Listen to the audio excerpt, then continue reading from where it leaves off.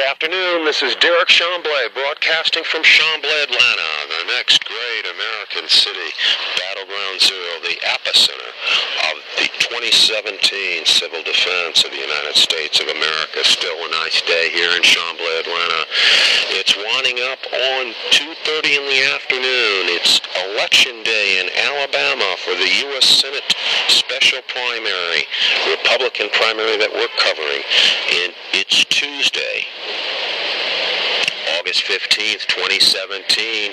Derek Chamblee, CYRADYO, CyberCitizen Network, and we're following, of course, continuing to follow on Election Day, the Alabama Justice, former Alabama Chief Justice Roy Moore versus the current appointed U.S. Senator from the former U.S. Senate seat of our current Attorney General Jeff Sessions from Alabama to fill his seat versus also Luther Strange versus Mo Brooks, a U.S. Representative, House of United States Congress, Mo Brooks, and some articles about the polls that Roy Moore is ahead in the polls, varies between 30 and 35%.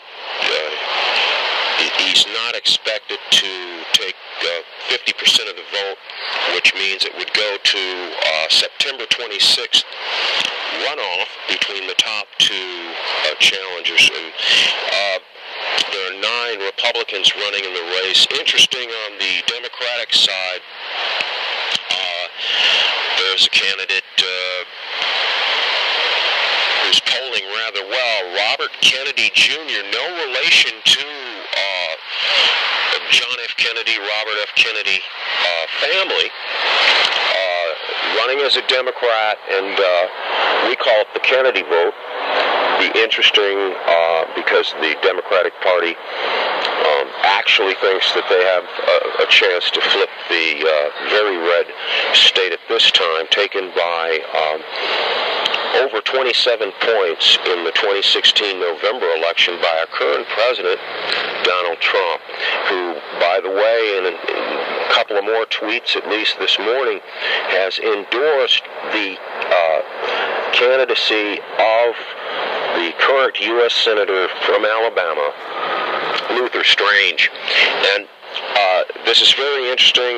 It seems as though that our current president, Donald Trump, really is attempting to eliminate Mo Brooks from the race, who was criticized in the 2016 campaign, criticized our current president when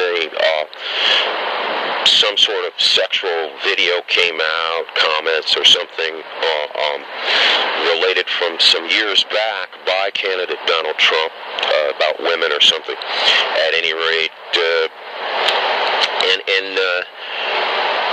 so even though candidate Mo Brooks has said he's baffled by the endorsement of President Donald Trump, that may be one reason why Donald Trump would like to see Luther Strange, at least in the second position, which would probably eliminate Mo Brooks from the September 26th runoff. And however, it's a strange endorsement. It's what we'd call it, strange endorsement, because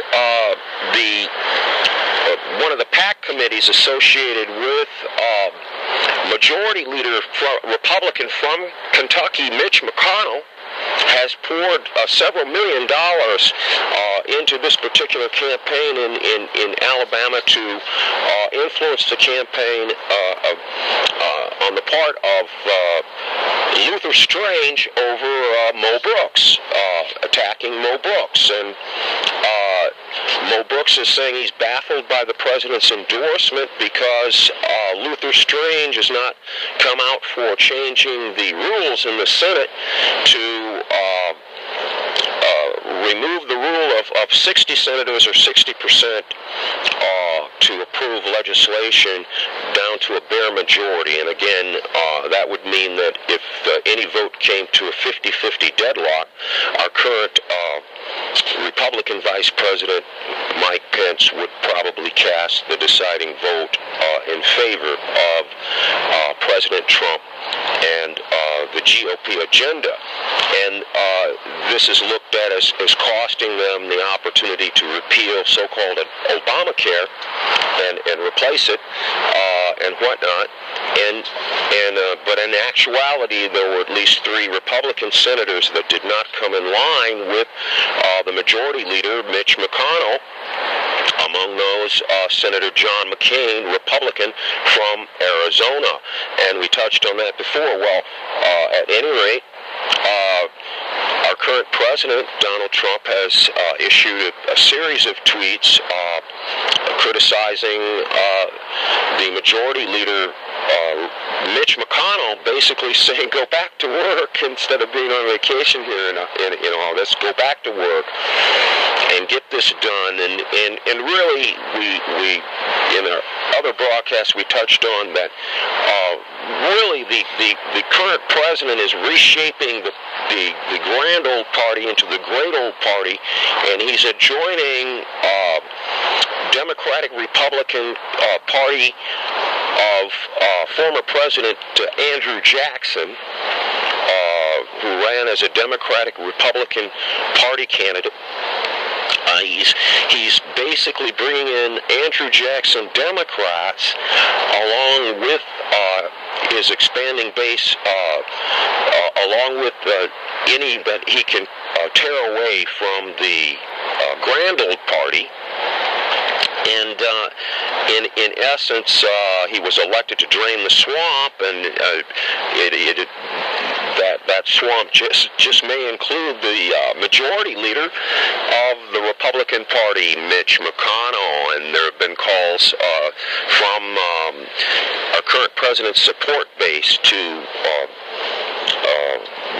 really seek that he stepped down from majority leader, especially if he can't count votes and get and bring some Democrats aboard. For instance, we mentioned before the U.S. senator from West Virginia, that our current president took West Virginia quite handily. The current U.S. senator from West Virginia is a Democrat.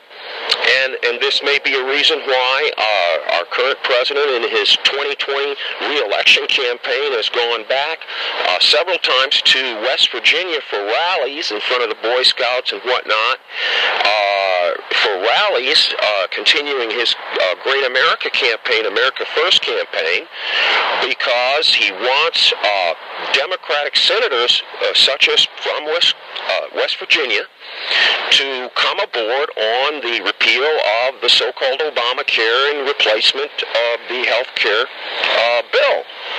And if Mitch McConnell can't bring in some Democrats, and our current president is giving him suggestions like deny chairmanships, this, that, we know that after the assassination of John F. Kennedy, the new president, Lyndon B. Johnson, in his experience in the Senate as a Democrat from Texas, did a lot of wheeling and dealing to push through the Civil Rights and Civil Rights Voting Acts and whatnot in 1964 and 1965. And at any rate, this is the way that things are accomplished in the Senate, and that's all the current president is seeming to communicate to Majority Leader Mitch McConnell. If you can't count votes, if you can't get some Democrats in on it and get it done, then maybe we need a new majority leader, or maybe basically he's going independent, Democratic, Republican with a great old party, brand new. Anyway, and it's the great deal. It's not the fair deal anymore. It's not the square deal anymore. It's not the new deal. It's the great deal. And so all of these things are backdrops for this particular election in the great state of Alabama, and we wanted to introduce, we're looking at CyberCircleTyme through Wikipedia today. We're examining the letter from the Birmingham jail, also known as "The Negro is Your Brother," written by Dr. Martin Luther King, also Reverend Martin Luther King Jr., on April 16th, 1963, from a jail in Birmingham, Alabama, after he started a campaign in Birmingham on April 3rd, 1963, almost exactly 5 years to the date of his assassination in 1968.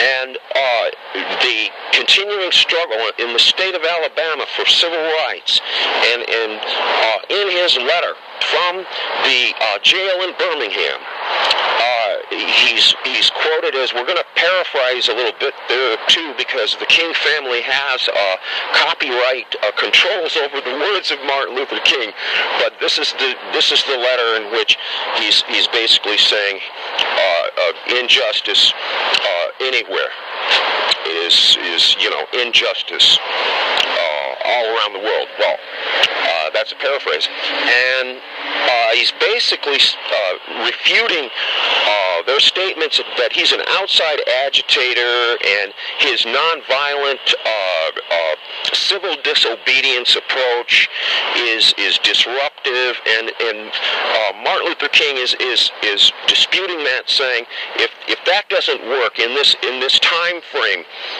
he's talking about in terms of it being mythological, a mythological time frame that we must wait, and something to the effect that we can't wait.